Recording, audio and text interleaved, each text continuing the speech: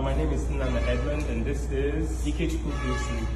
I'm from Edmund Foods, and he's from Ikechukwu. So we're here to review this MapMe cracker and separator. So just from what we see so far, it has all the basic components. I think, Edmund, it's time to test the cracking and see what happens. Yeah, so just one last thing. So from what we see, the setup here, there are two outputs, or technically it's more than two, but it looks like there are two. So the first one here, as we can see, this is where we're supposed to get the cleanest kernels. So we're seeing the location where these baskets are placed, these basins are placed. So we will be kind of getting an output of kernels here. This should be the cleanest. And then this is the second one, which has a little more shells. And then from here, due to kind of the output of the blow and the direction, and then load the machine with the kernel.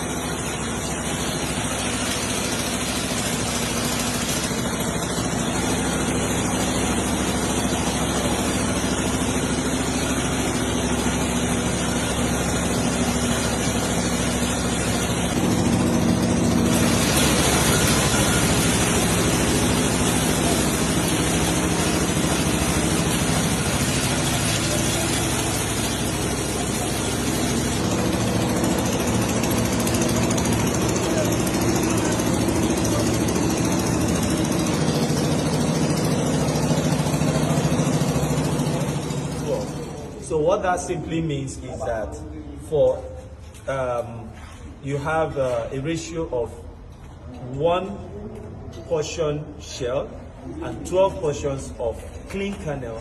When you do the maths, for those that didn't do well in maths like myself, is 12 plus 1, then you divide by the fraction that has only the shell. So you do 1 over 13 times 100 over 1.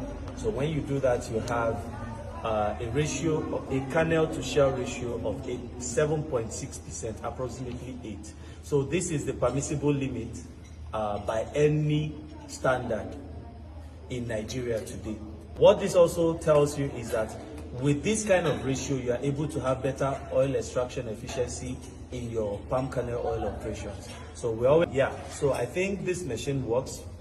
I would recommend it, highly recommend it to anybody going into kernel operations. One other thing that you stand to gain from this machinery is the fact that it reduces the operational cost. You don't have to wash much kernel. I think about 20% of the output is what you can wash, right, Edmund? Yeah, that's what you can wash. The rest of the 80% saves you labor cost on washing the kernel. And for those that don't know what it means to wash kernel, it's to use clay mixed in water to increase the viscosity and surface tension. So it separates the kernel from the shell through a gravimetric principle. Yes, where the less dense matter floats on top, and then the denser one sinks to the ground. So the shell sinks in and the kernel floats. So yeah, so this saves you that cost, and again, it's also messy using a clay bath. For aesthetics, for operational efficiency, I highly recommend. It was about 4:1 ratio. So this 12:1 ratio was from the second crack. So overall, based on all what I've seen, I will give this I'm very conservative. I'll give this a solid 7.9. Yes, so I totally agree with Edmund that I would also give it a solid 8, and for obvious reasons. So it does an efficient work. but it